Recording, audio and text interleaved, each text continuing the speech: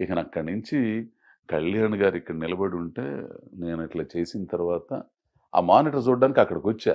వస్తా వస్తా పూరి గారు అన్నారు, "ఎరగదీస్తున్నాడు విలను" అని ఆ మాట అన్నాడండి. అబ్బా! కళ్యాణ్ గారైతే, "డేయ్ బాగా చేసుకోండి, ఫ్యూచర్ ఉంటదని" భుజం తట్టి వెళ్ళిపోయారు. సి కళ్యాణ్ గారు. కళ్యాణ్ గారు. దాని తర్వాత పూరి గారు విలనని మంచి పేరొచ్చింది. మరి సరిగ్గా ఆడినా ఆడకపోయినా ఒక ముద్ర అయితే పడింది నా మీద. పూరి క్యాంపు అదే పాపులారిటీ పాపులర్ అయిపోయింది. ఇక అక్కడి నుంచి ఇక అందరూ కూడా ఫోన్లు చేయటం, వీళ్ళందరూ చెబుతుంటే నాగబాబు గారు అయితే మన పూరి గారితో "మంచి ఆర్టిస్ట్‌ని తీసుకొచ్చావురా" అని చెప్పేసి అన్నారని. నేను రూమ్‌లో అన్నం వండుకుంటున్నా. ఫోన్ చేసి "ఎక్కడున్నారు" అని అన్నాడు పూరి గారు. రూమ్‌లో అన్నం వండుకుంటున్నానండి. "ఇప్పుడే మంచి కాంప్లిమెంట్ చెప్పాడు నాగబాబు గారు నీకు. మంచి ఆర్టిస్ట్ అని చెప్పారు. ఎయిర్‌పోర్ట్‌లో కలిసాను. థాంక్స్ అయ్యా" అని చెప్పాను. ఇక అందరూ చెప్పడంతోనే హమ్మయ్య కష్టాలన్నీ తీరిపోతాయి. ఎక్కేసాంరా బాబు అనుకున్నాం. సంవత్సరంన్నర దాకా ఎవరు పిలవలేదండి. జ్యోతిలక్ష్మి వచ్చాక. పడిపోయినాయి. ఇటు మేము ఇందిర ఎవడు పిలవట్లేదు నీ అమ్మ అని ఏం చేయాలో నాకు అర్థం కావట్లా. మళ్ళీ సీరియల్స్కి వెళ్తామా, ఇక మళ్ళీ పోతేనే సీరియల్స్ పోతేనే అశోక్రావు పడక్కడే ఎక్కావు, సినిమా వచ్చింది, నువ్వు డ్రామాకు నువ్వు మళ్ళా అని అన్నారు. నాకు ఇబ్బంది అయిపోతుంది, అసలు మామూలుగా అవట్లా. గడవాలి కదా, రోజు గడవాలి, నెల గడవాలి. ఇబ్బంది అంటే అంత ఇబ్బంది. ఆ టైంలో మళ్ళీ పూరి గారి దగ్గరికి వెళ్ళి, ఎవరినన్నా కొంచెం చెప్పండి అని అడుగుదాం. పుట్టినరోజుకి వెళ్ళి, "ఏం పర్లేదు, ఫ్యూచర్ ఉంటుంది నీకు, ఏం కాదు, ఇక నుంచి నిన్ను చూసి క్యారెక్టర్లు రాసుకుంటారు" అని చెప్పాడు.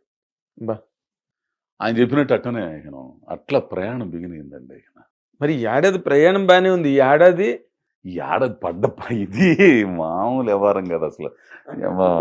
నా కుటుంబం ఎందుకు అవన్నీ భలే మామూలు కదండి అసలు చెప్పుకుంటే. ఇక అక్కడి నుంచండి తర్వాత అదే టైంలో విచారణై తమిళ్లో వెట్రిమారనం. అది చూసిన తర్వాత అది చూసి పిలిపించాడు ఈయన సుకుమార్ గారు దీనికోసం, మన రంగస్థలం కోసం. అవునా? అతను ఉన్నాడు ఒకతను, అతను పిలవండి అని చెప్పేసి తీసుకెళ్ళి పిలిపిస్తే అప్పుడు మాట్లాడడం నాకు ఒక 10 నిమిషాల్లో 5-6 నిమిషాలు దీని గురించే మాట్లాడాడు సుకుమార్ గారు. అప్పుడు అది చూసిన తర్వాత ఇక మాట్లాడి ఆడిషన్స్ తమిళంలో వచ్చింది మీకు.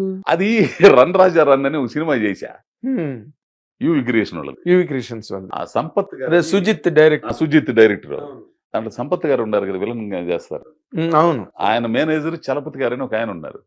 ఆయన నన్ను ఆయన నాకు "మీరు తమిళ్లో చేస్తారా" అని అన్నాడు. చేస్తానండి, మామూలుగా అడుగుతున్నారు కదా అనుకున్నాను నేను. ఏంది చేస్తాను, ఫోటోలు గిట్టోలు తీసుకున్నాడు ఆయన. సర్లే ఏదో అనుకుంటున్నాను, మన పని మనం చేసుకుని వచ్చాం.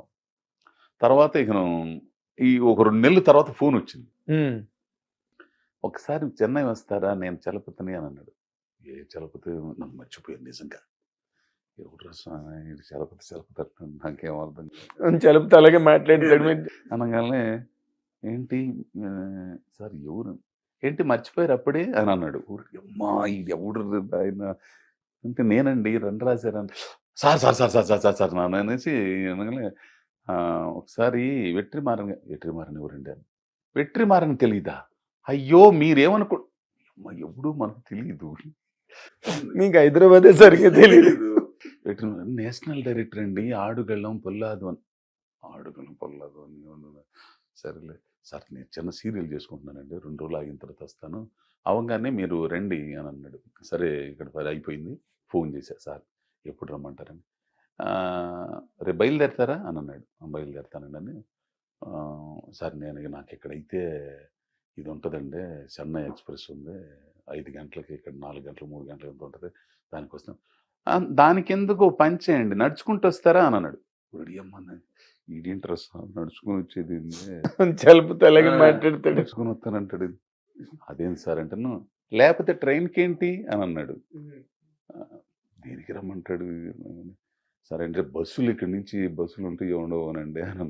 "అయ్యో అండవే,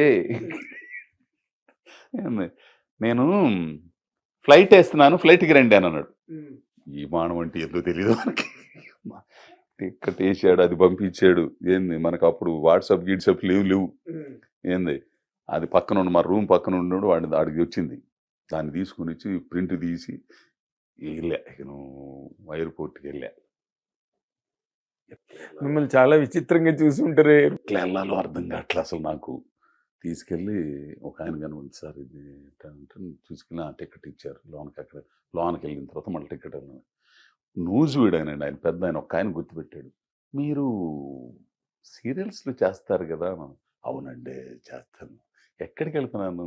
చెన్నై వెళ్తాను సార్. నాకు మీకు పెద్దాయన మీద నాకేం కనపడదు, నాకు తెలీదండి. విమానం ఎట్ట ఎక్కాలో కూడా తెలీదు, టికెట్ ఇటీవండి. ఏ ఫ్లైట్‌కి? నేను కూడా చెన్నై రండి అని చెప్పి తీసుకొని వెళ్ళాడు అయ్యా. నిజంగా అసల మామూలుగా కాదు అసలు. అసలు అట్లా తీసుకెళ్ళిన తర్వాత చెన్నైలో దిగిన తర్వాత జాగ్రత్తగా వెళ్ళండి. వచ్చాడా ఎయిర్పోర్ట్? మద్రాస్ కాఫీ అని ఒకటి ఉంటది, అక్కడ నిలబడమన్నాడు. ఏంది నాది బొడ్డు ఫోను, నా ఇక పని చేయట్లేదు అసలు. అమ్మా ఎట్టా ఈయన అంటేను వచ్చాడయ్యా. వచ్చి ఎక్కించుకుని తీసుకెళ్ళాడు. చెలిపితే తీసుకెళ్ళాడు.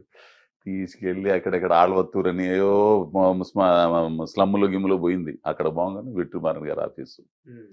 సహజంగా ఆఫీస్ అనగా బంజారా హిల్స్ ఇట్లా చూస్తాం కదా, అదేది మామూలుగా డాబా లాగా ఉంది ఇళ్ళ మధ్య. వెళ్ళంగానే ఆయన వెట్రిమారన్ అనే సంగతి మనకు తెలియదు. ఆయన ఉన్నాడు, కాసేపు కూర్చోబెట్టారు. పోలీసుల గురించి వాటి గురించి మాట్లాడుకుంటున్నారు. మేము పడి ఉండం పోలీసులు, మా నాన్న వీళ్ళందరినీ రేత్రిపూట తీసుకెళ్తాం ఇవన్నీ కూడా. ఇతను సరిపోతాడు అనుకుని ఓకే అజయ్ నాన్న వెట్రిమారన్ ఇప్పుడు దాకా మాట్లాడాడు వెట్రిమారన్ నాయన అనుకున్నా. సరే చూస్తే ఇక షూటింగ్ స్టార్ట్ అయింది. అది అక్కడి నుంచి 28 రోజులు చేశానండి. అదే బా భలే నేర్చుకున్నానండి ఆయన దగ్గర. మంచి డైరెక్టర్ కదా.